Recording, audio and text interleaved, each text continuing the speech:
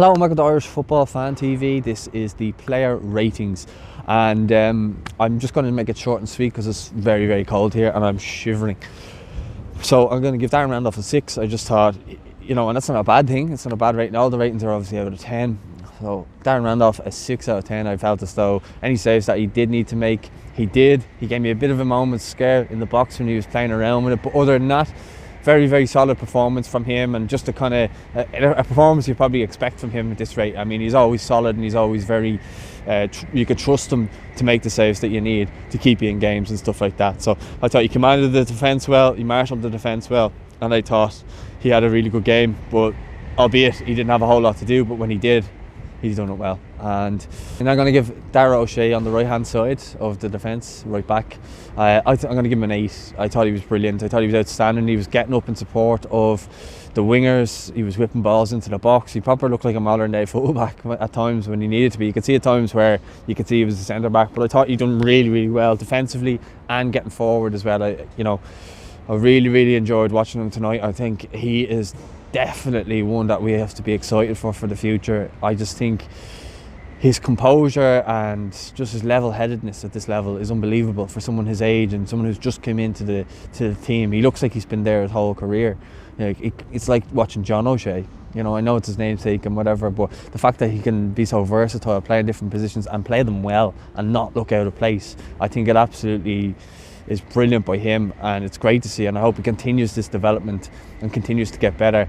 Obviously it's going to be hard to break in that central defence with Egan there, even Kevin Long as well, and Duffy. So either way, we can have him in there at right back, left back or centre back. It's a brilliant option to have. So an 8 for me for Dara O'Shea. Then moving beside him, Shane Duffy, I'm going to give him a 6.5. I thought he was quite good tonight, defensively very good, and when he needed to get stuck in, he did. When he needed to back off, he did as well. I just thought it was a good marshalled performance by him, good captain's performance. Wasn't spectacular, as I say.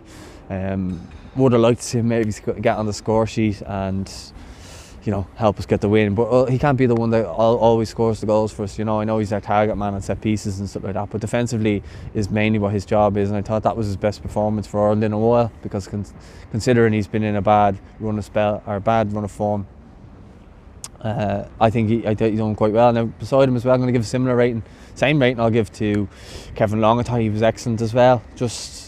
I called him ordinary on the starting 11 show, but it's because he just does everything simple. He doesn't take the extra touch or anything like that. He gets the ball, defends it, gives the ball, gives it to a teammate. So I really liked how he defended tonight. I thought he was going to be injured for a while. Played really well and helped keep a clean sheet. So 6.5 for him as well. Ryan Manning on his debut, I would give a 6 too. I think he was good in the first half mainly, and he was getting forward and he was getting stuck in. Looks a little bit, how would you put it? He's dying to get stuck in. He's very, very eager, but I was worried that he might have got a second yellow, so I think Stephen Kenny was right to take him off. I did think he picked up a knock at that stage, but he did kind of calm down in the second half. But I didn't think he got forward just as much in the second half. But I definitely think he has a lot to build on, and he could be our left back for years to come. The best thing I like about him is he has that pace to recover if there is a mistake there as well. So it's nice to have defensive full-backs as well that can get back and recover if we need them to as well. Not that they are defensive players, mind you, although O'Shea is, but Manning is a offensive more or less player. But I thought he was done really well tonight. 6. And maybe if he hadn't got an assist or something, he probably got a 7 or 8. But he had a very good debut, but it wasn't amazing. Whereas I think Jason Knight, an 8 for me, absolutely outstanding. He had one little mishap, and that was when he gave the ball away, but he recovered well, got back to try and get in the way of the shot. I think he did get in the way of the shot and made it simple for Randolph then to save it. But other than that, he was a driving force. He tried to get us up the pitch. He tried to get in the box as often as he could. He helped out defensively. He was all over the place, and he is definitely one for the future. And I think he'll be in the World Cup squad going forward. And I just think he is a brilliant player, and I loved watching him here tonight. And he was just a breath of fresh air. And I'm excited to see the lineup now in the future. With you have Malumbi there, O'Shea, Knight, Parrott, Connolly, all these players that are still to come in. Ida. Look, it's the start of, I suppose, a transition of this team, A lot of young lads coming in, and the best thing is the young lads coming through actually look like the best players on the pitch. So it's not a case of they're coming in and they need an arm around them. We were missing top level players tonight. Matt Doherty, Seamus Coleman, and well, I wouldn't say Aaron Connolly's top quality just yet. He has a bit to prove, but he's definitely, a Premier League player. Callum Robinson, James McCarthy. There's a lot of players that were missing tonight that you would class as first team regulars for us. And I thought the players that came in done really well. And I think, going a bit off topic here, but the fact is we had young players coming in that did done really well. I thought Howren, in the defensive midfielder position, I thought he done well. He got on the ball, tried to make things happen from deep. So I'm going to give him a 6. It wasn't his best game, wasn't his worst game, but I mean, he didn't have a bad game. He done everything expected of him, other than maybe score or get an assist. So I'll give him a 6. And then Robbie Brady, I'm going to give a 7.5. Tried to make things happen.